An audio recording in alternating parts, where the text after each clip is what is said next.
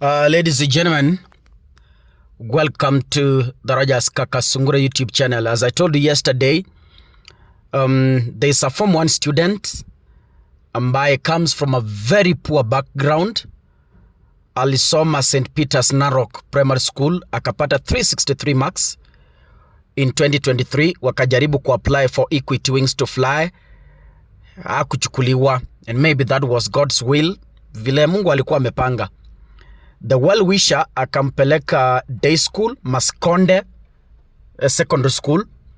Akasoma Form 1, end year exam ya last year 2024, akapata A-. But sponsor akalemewa, and he had to send back the boy to his village in Bonchari. So kijana ako nje, that village haina hata stima, na ni kijiji ambacho kiko chini kidogo. So I'm afraid if this boy is going to remain outside, sijui kama ata survive. Na Kakasungura, education is the only equalizer. Na huyu si mtoto ningekubali A-, si mtoto kama anapata A- from a day school in such an environment. What if this boy gets a good boarding school, aketi chini asome? Don't you think atapata A+ zote in all subjects? So I'm requesting for your kind support. Tutafute school fees, tupeleke huyu kijana shule, arudi. Baada ako nje, January inaisha, tunaelekea February, the guy is still out. Mtoto yuko nje, hajawahi kanyaga shule with an A-.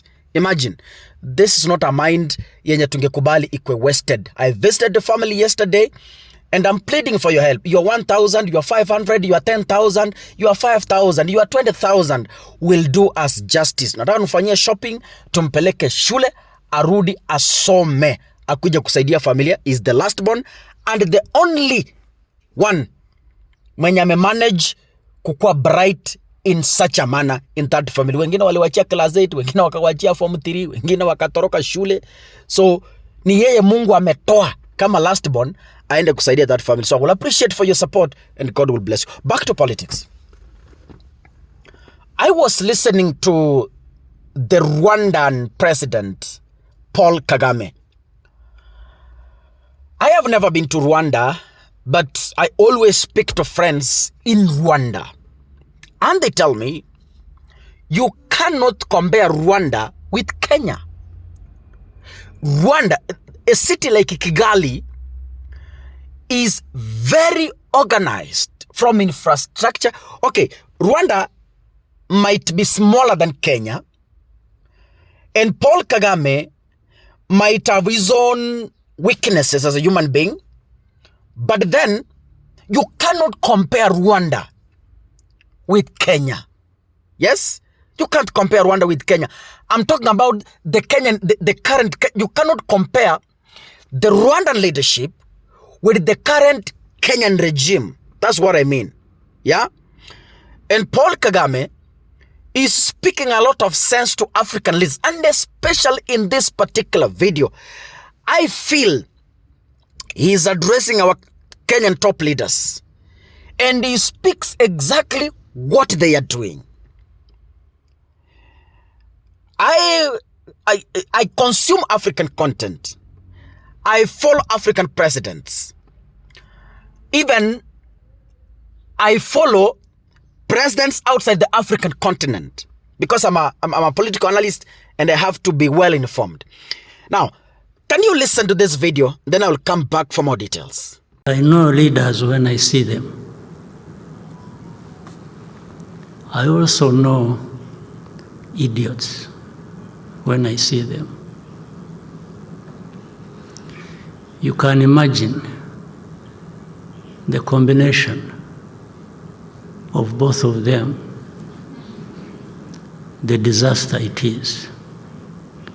If you are a leader and an idiot, it's a disaster, absolute disaster. It is even worse, even more dangerous,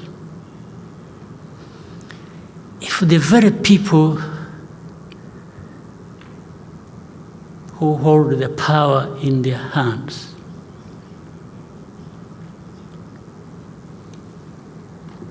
decide that they will be manipulated and played around for some interest by idiots.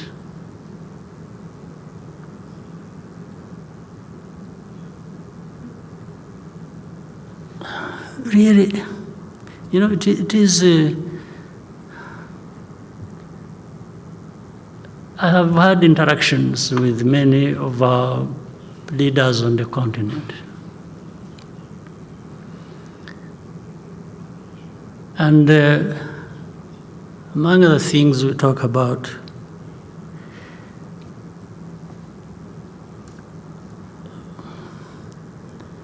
is if we don't take ourselves and what we do seriously,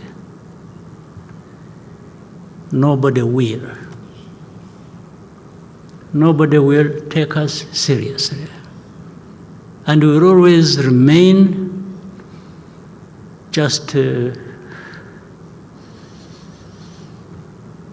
neither here nor there, and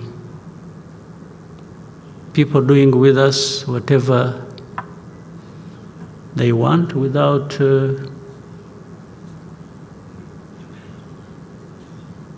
any of us asking, say, why?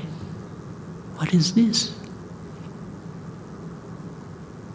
And then in the end we start complaining about, oh, you know, this is racism, this is blah, blah, blah, blah. Well, but I think we are the ones who drive ourselves in that kind of situation. There are things we need to be rejecting and doing so openly and without fear or favor.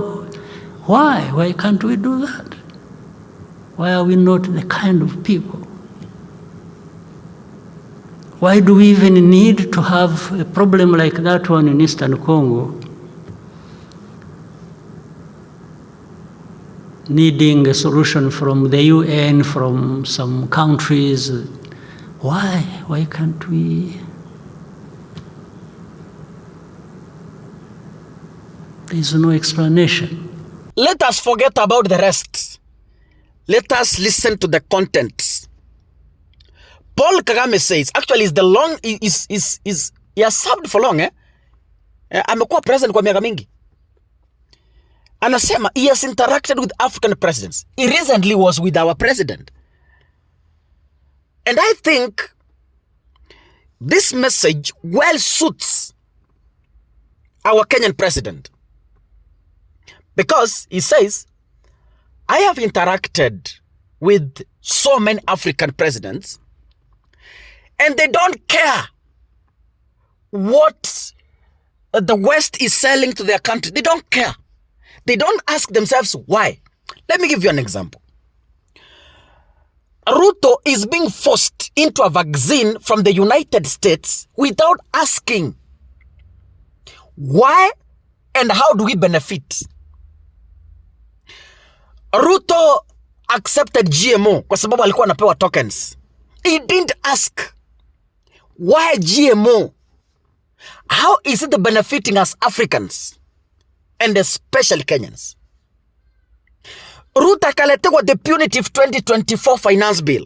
He didn't question, aulize, why this and how will it fit my people in these economic times?